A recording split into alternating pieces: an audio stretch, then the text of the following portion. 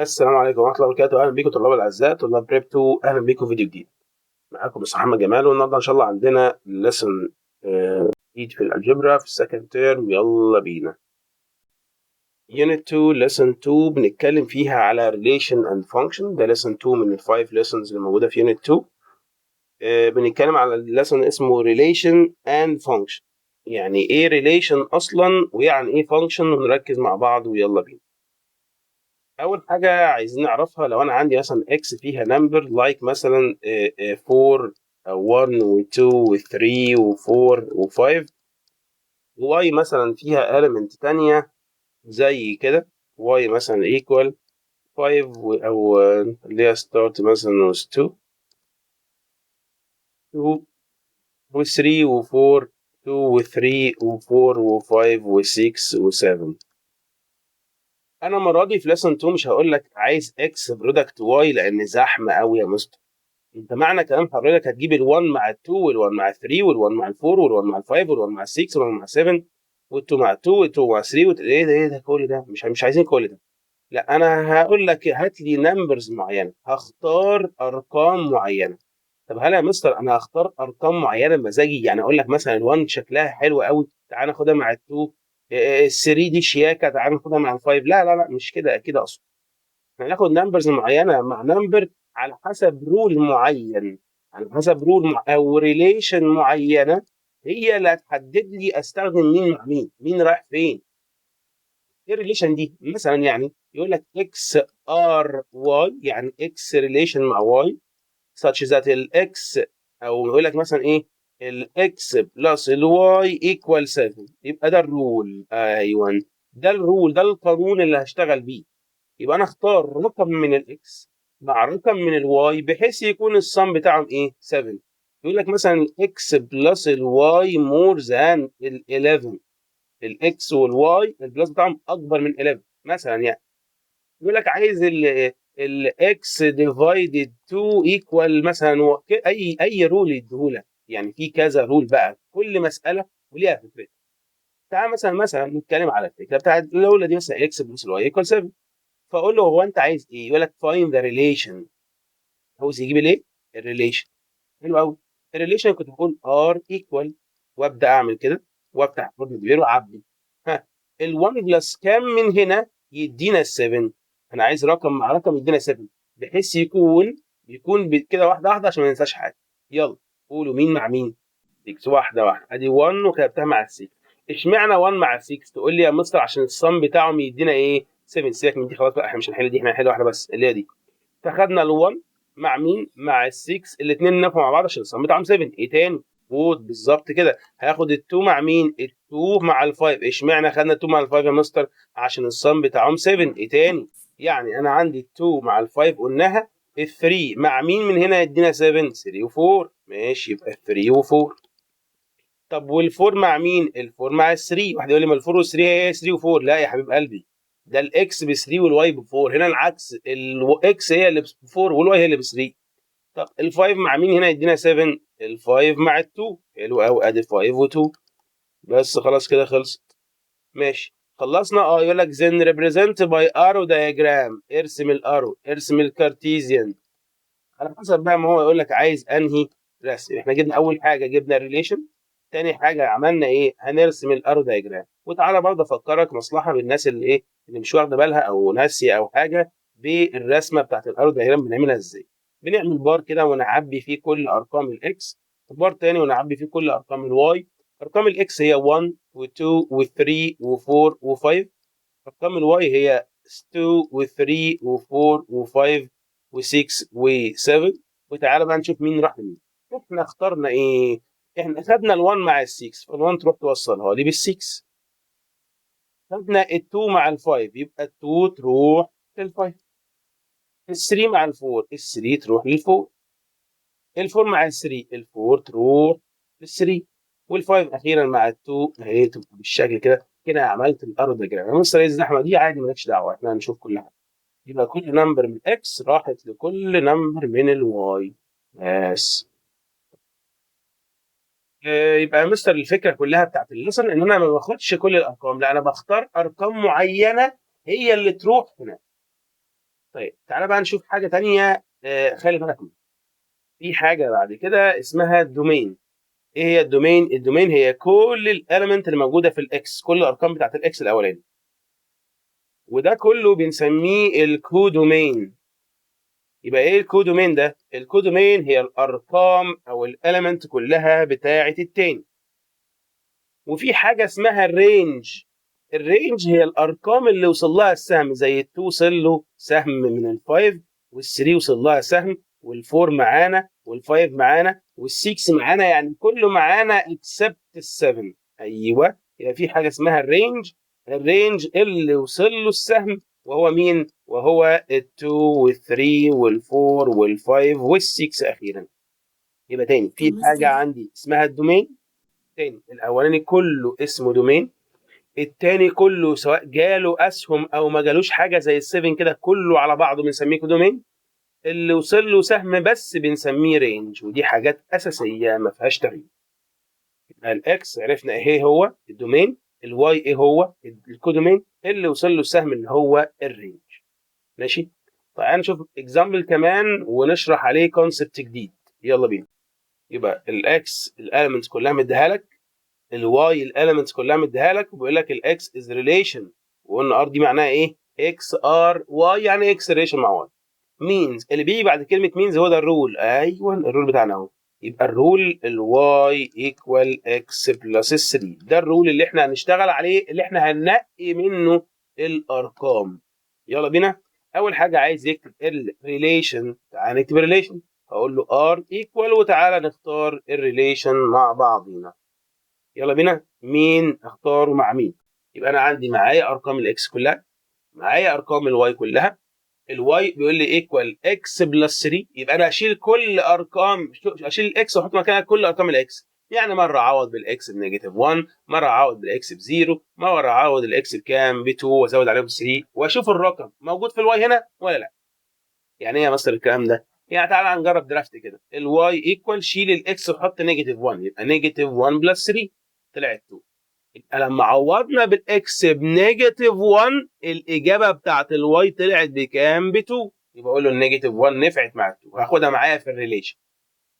تعال نجرب الرقم اللي بعده 0. يبقى 0 بلس 3 اهو، 0 بلس 3. 0 بلس 3 كام يا شباب؟ 0 بلس 3 ب 3 يا مستر. 0 بلس 3 ب 3، يبقى الاجابه بتاعتي بكام؟ ب 3. بعديها الواي ايكوال، ها، شيل الاكس وحط مكانها بقى ايه؟ 2 بقى يا مستر. 2 يبقى 2 بلس ال 3. 2 بلس 3 كام؟ 5. بس كده. يبقى احنا لما عوضنا بالزيرو طلعت الاجابه بكام؟ ب 3. لما عوضنا بال2 طلعت الاجابه كام؟ ب 5. بس كده، شكرا. تاني يا مستر. انا عملت ايه؟ جبت الارقام دي انا يا مستر. منين جبت الارقام دي؟ انا عوضت يا حبيب قلبي مره بنيجاتيف 1 بلس 3 طلعت معاك ايه؟ 2. فالنيجاتيف 1 نفعت مع 2 لان 2 موجوده. طيب الزيرو، 0 بلس 3 طلعت 3، وال3 موجوده فحطها. ال2 بلس 3، 2 بلس 3 5، ال5 موجوده تمام. طب مثلا لو هنا في 5 مثلا، 5 بلس 3 8، لقيت مش موجوده، مش هاخد ال5 خلاص. يبقى 5 دي هتعملها بلس 3 تطلع معاك 8. هل في 8؟ لا خلاص مش هاخدها. بس طبعا هي ما فيش موجوده 5، بس انا بقول لك لو يعني. يبقى انت بتاخد كل نمبر من الاكس وازود عليه كام؟ وازود عليه 3، واشوف بقى هل هو موجود ولا مش موجود. بس كده. كده خلاص خلصنا. خلاص كده يعتبر المساله جبنا الريليشن. بعد ما تجيب الريليشن تعمل ايه؟ ارسم الارو دايجرام. يلا تعالى نرسم الارو دايجرام.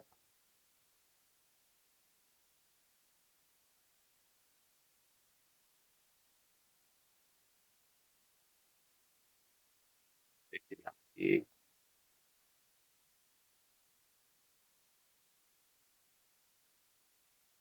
هعمل بار كده واحط فيه الاليمنت بتاعت الاكس، وركز معايا عشان هتحل لوحدك دلوقتي. وادي بار كده واحط فيه النمبر بتاعت الواي. يلا بينا. الاكس فيه ايه؟ الاكس فيه نيجاتيف 1 و0 و2. الواي فيه ايه؟ الواي فيه 2 و3 و5 و6. ويلا نودي. هنودي مين؟ هنودي الارقام اللي احنا جهزناها.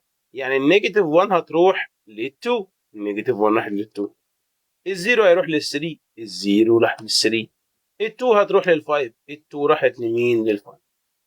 يلا عايز حد يقول لي فين الدومين وفين الكودومين وفين الرينج. هنا لو قال لي فاين ذا دومين، لو عايز يجيب الدومين اقول له الدومين هي كل الارقام بتاعت الاكس اللي هي يا مستر اللي هي النيجاتيف 1 والزيرو 2.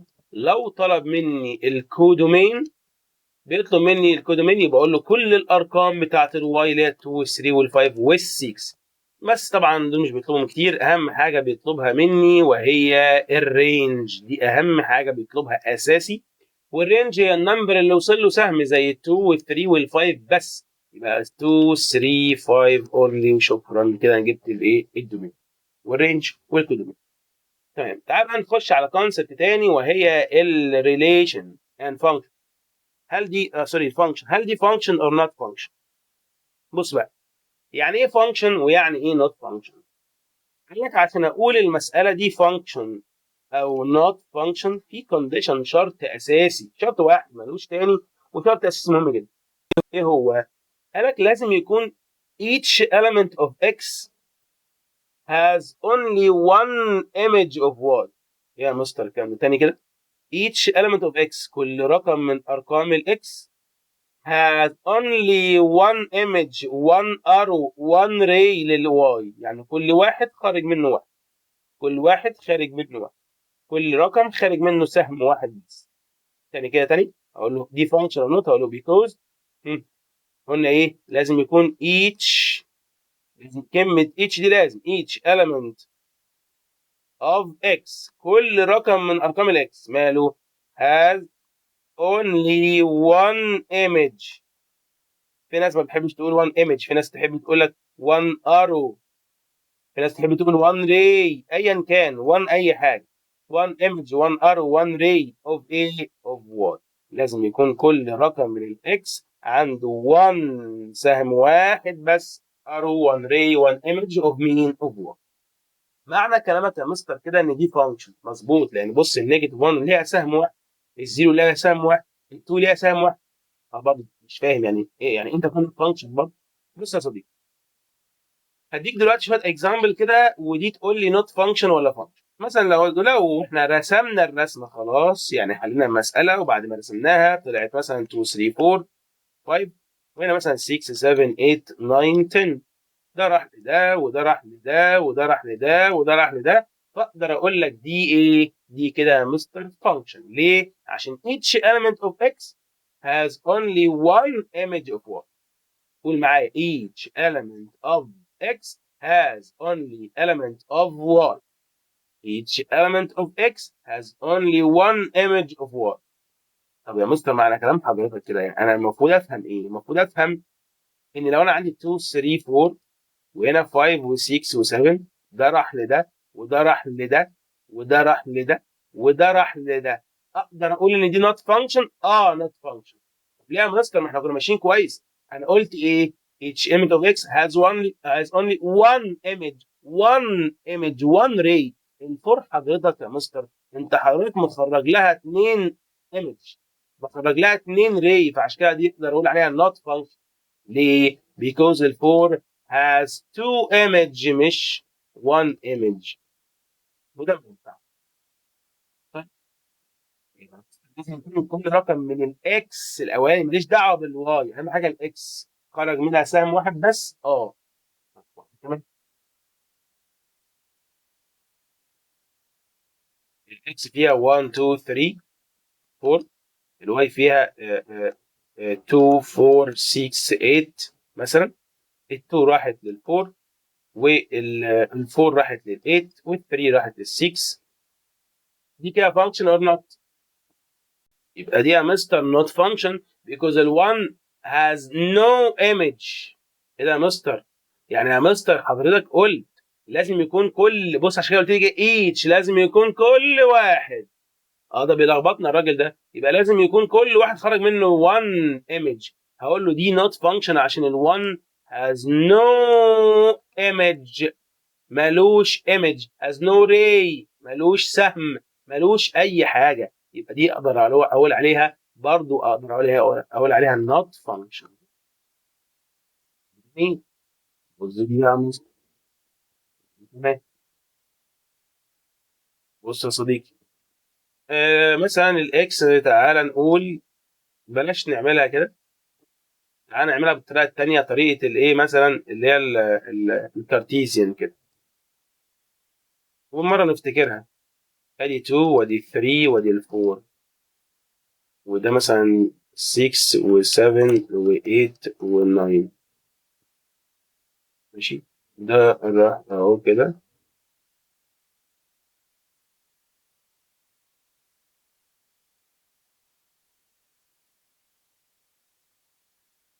دي كده فانكشن اور نوت فعلا، لان كل نمبر راح لرقم واحد. ال2 خرج منه سهم واحد، راح بيه مين؟ راح بيه لل6. ال3 خرج منه رقم راح لل7، وال4 خرج منه رقم واحد. يقول لي يا مستر بس الاثنين رايحين ل7، انا مالي راحوا فين؟ ما يروحوا مطرح ما يروحوا يا عم، انت زعلان في ايه؟ اهم حاجه ان ال2 خرج منها رقم واحد، وال3 خرج منها رقم واحد، وال4 خرج منها رقم واحد. راح لمين مش فارقه. يعني انت مثلا لو رسمت رسمه كده، ودي فيها 2 و3 و4، ودي فيها 5 و6 و7، وده راح لده وده راح لده وده راح لده، يعني مثلا تقول لي نوت فانكشن كلهم راحوا لل5؟ لا ماليش دعوه كلهم راحوا فين. انا ليا دعوه ان ال2 خرج منها 1 ايمج، وال3 خرج منها 1 ايمج، وال4 خرج منها 1 ايمج، يبقى دي فانكشن. راحوا لمين مش فارقه.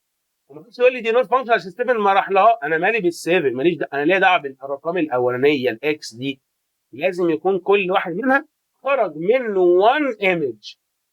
راح لمين ده مش بتاعتي، مش قصتي.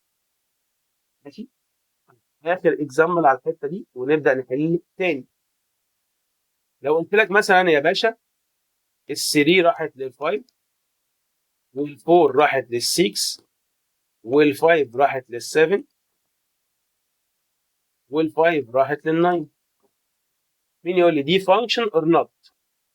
فعلا اكسلنت. دي يا مستر نوت فانكشن. طب ليه يا مستر ما الدنيا ماشيه حلوه؟ ايه اقول لك، لا ال3 راحت لل5 ادي مره، ال4 راحت لل6، ال5 راحت مره لل7، وراحت مره لل9. ايه ده ال5 ازاي عندها 2 ايمج؟ احنا قلنا ان لازم يكون كل رقم عنده 1 ايمج. انت كده قلت لي ال5 عندها 2 ايمج، يبقى دي نوت فانكشن. ماشي، هي دي قصه الفانكشن والنوت فانكشن، وقصه الدومين والكودومين والرينج. وكده نكون خلصنا القصه دي. تعالى بقى نحل كام مساله كده عليها تاني.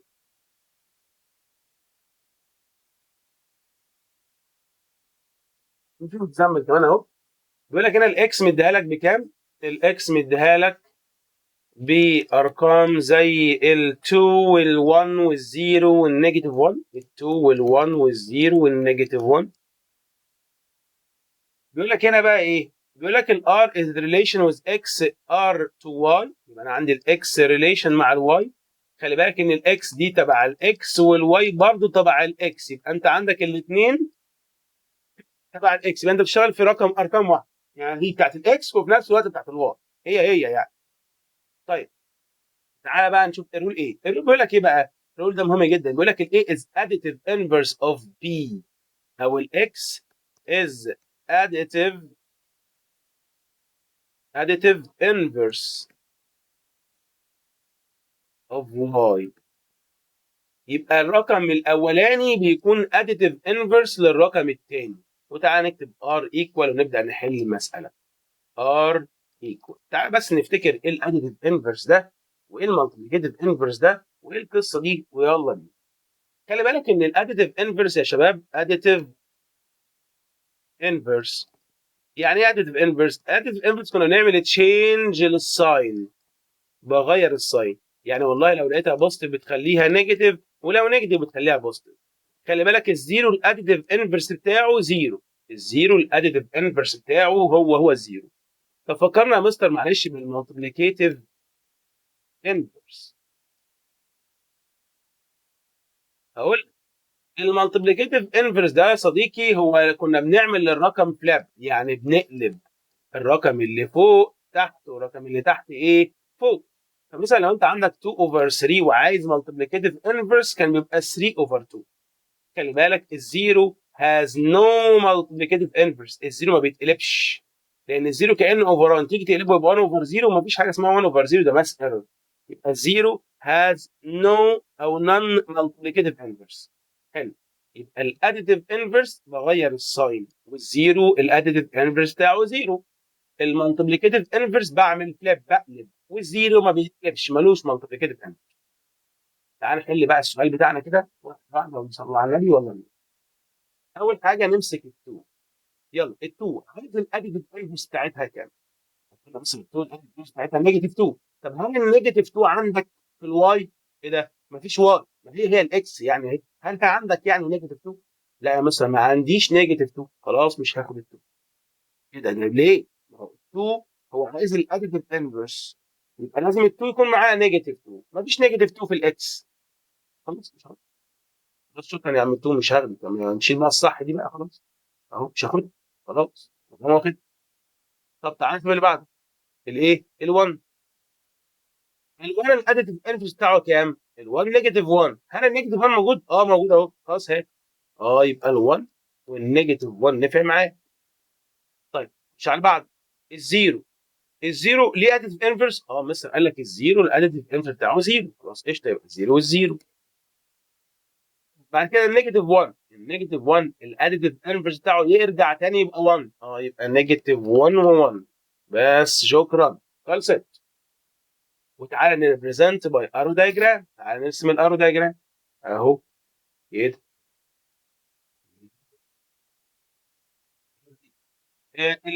هنا بقى اكس واكس، ليه؟ لان ارقام الواي هي ارقام الاكس، وقال لك اكس، الاكس تبع الاكس والواي برضه تبع الاكس. يبقى هنا احط 2 و1 و0 ونيجاتيف 1، هنا احط 2 و1 و0 ونيجاتيف 1. وتعالى نشوف مين راح مين. احنا ودينا ال1 مع النيجاتيف 1، يبقى ال1 راحت للنيجاتيف 1، الزيرو راح للزيرو يا مستري، والنيجاتيف 1 راحت ل1 يا مستري، كده تمام. سؤال بقى، هل دي فانكشن اور نوت؟ وهستنى منكم انتوا اجابه. طلعت not function. ليه not function؟ عشان ال 2 has no image. ساعات يقول لك and why، يعني تقول لي give reason، يعني اقول له because ال 2 has no image، ما خرجش منها اي اسهم to why. ماشي بس كده. طلب مني الدومين او الكودومين، المره دي اكس واكس، فبالتالي الدومين هو الكودومين اللي هو 2 و1 و0 ونيجاتيف 1. اهم حاجه بيطلبها وهي الرينج. ايه الرينج بقى؟ المستر قال الرينج اللي بيوصل له السهم، اللي هنا وصل له ال1 وصل لها سهم، والزيرو وصل لها، والنيجاتيف 1 وصل له، ال2 ما وصلوش حاجه، يبقى مش هكتب ال2. يبقى الرينج هي ال1 والزيرو والنيجاتيف 1، بس هو ده الرينج. دلوقتي انا معايا المره دي مديني مساله رسمه ومديك الرسمه دي ارو دايجرام، بس ارو ده بالشكل الثاني اللي احنا قلنا عليه.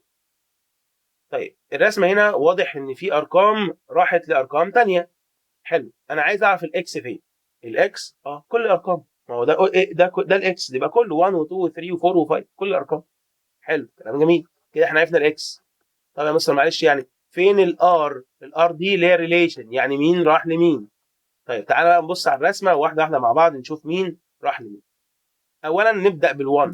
ال1 راح لمين؟ ال1 واضح ان هو رايح لمين؟ ال1 راح لل3، يبقى ال1 وال3. ال1 راح لمين تاني؟ ال1 ده بص ال1 راح فين؟ راح لل4، يبقى اكتب 1 و4. بص على ال2، ال2 زي العبيطه قلنا راحت لنفسها، يبقى ال2 لفت على يبقى 2 2. ال2 راح لمين تاني؟ ال2 راح لل3. حلو، ال3 راح لمين؟ لا ال3 ما راحتش، ما لاقيش حد غبي يقول لي ال3 راحت لل2. ده ايه ده بقى؟ انت شفت مش عالب يعني ولا ايه؟ لا ال3 جالها، لكن ال3 ما راحش ليها حاجه، خلاص مش هكتب ال3 اصلا. طب الفور راحت لنفسها 4 اهي، وكمان الفور راحت لمين تاني؟ لل1، طالعه فوق لل1، يبقى الفور راحت لل1. طب الفايف راح لمين؟ الفايف راح لل1، يبقى الفايف راح لل1. بس كده كل الارقام كده زي ما عملناها وزي الفل. عايز حد يقول لي بقى هل دي فانكشن اور نوت فانكشن؟ يبقى دي كده فعلا نوت فانكشن 100 مره كمان. ليه؟ اولا لان ال1 اتكررت، بصي ال1 اتكررت راح منها سهم وراح منها الثاني، وال2 راح منها سهم وراح منها رقم ثاني، وال4 راح منها رقم ورقم. ايه ده؟ لا احنا قلنا عشان تبقى فانكشن لازم يكون كل رقم رايح منه رقم واحد تاني، ال1 ده ما يتكررش. ده بص ال1 اتكرر مره ومره، وال2 كمان اتكررت مره ومره، ايه ده، وال4 كمان اتكررت، وكمان لو خدت بالك ال3 ما راحش منها حاجه، يبقى دي كده كده تكون ايه؟ not function. ماشي.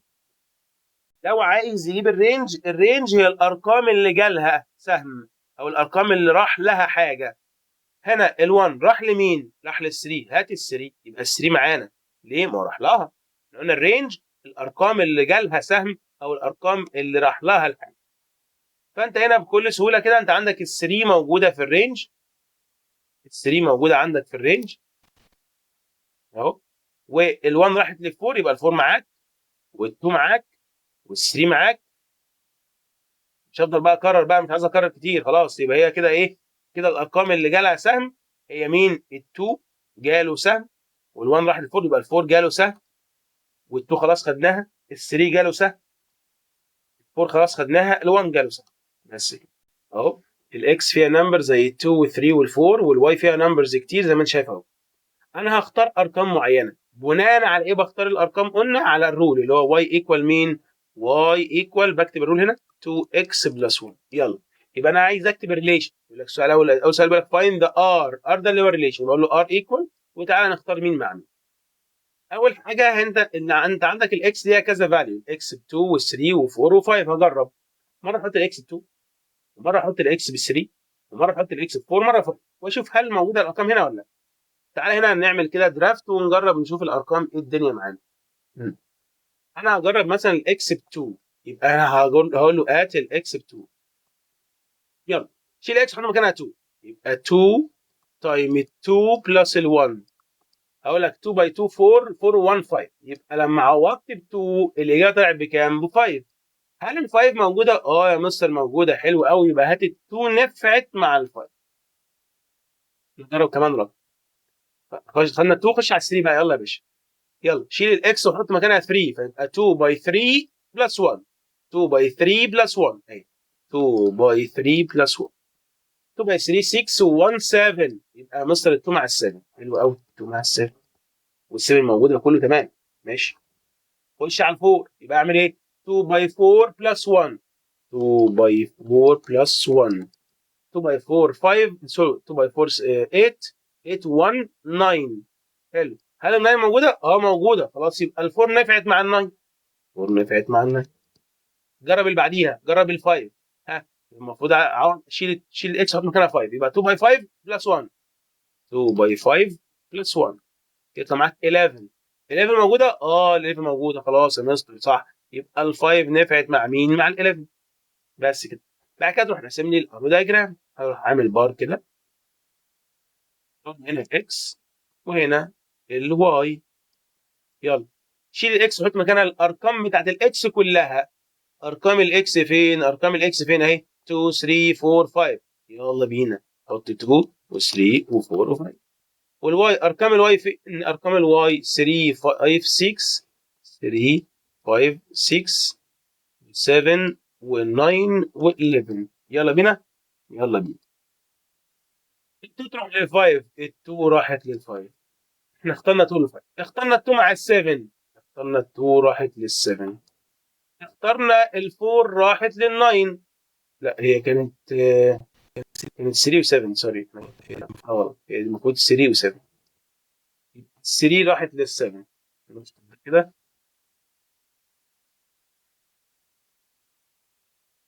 يلا ال3 راحت لمين قلنا؟ لل7. وال4 راح لمين؟ ال4 راح لل9. وال5 راحت لمين؟ لل11 اهو. ده راح لده وده راح لده وده راح لده وده راح لده. خلصنا الرسمه. دي كده الرسمه بتاعت الارو دايجرام، وكلنا عارفينها وخدناها قبل كده، ولسه علينا عليها واحده فوق. طيب تعالى بقى نشوف عايز ايه. عاوز اول حاجه عايز يجيب الدومين. فين الدومين؟ قلنا الدومين ارقام الاكس كلها اللي هي 2 و3 و4 و5. يبقى كل الارقام دي بنسميها دومين.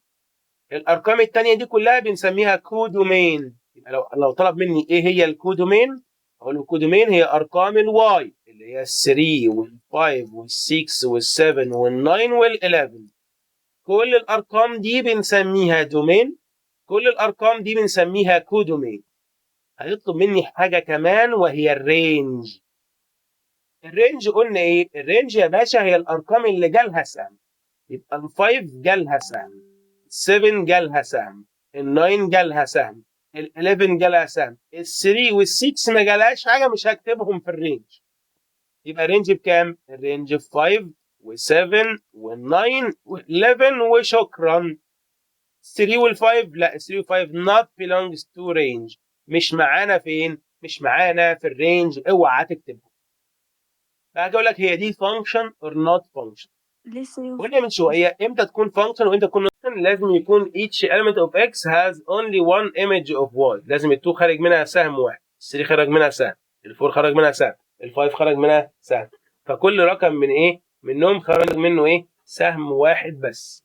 يبقى اقول له دي function، هقول له function. ليه؟ هقول له because each element of x has only one image of y. يعني ال2 خرج منها سهم بس، ال3 خرج منها واحد، ال4 خرج منها واحد، ال5 خرج منها واحد.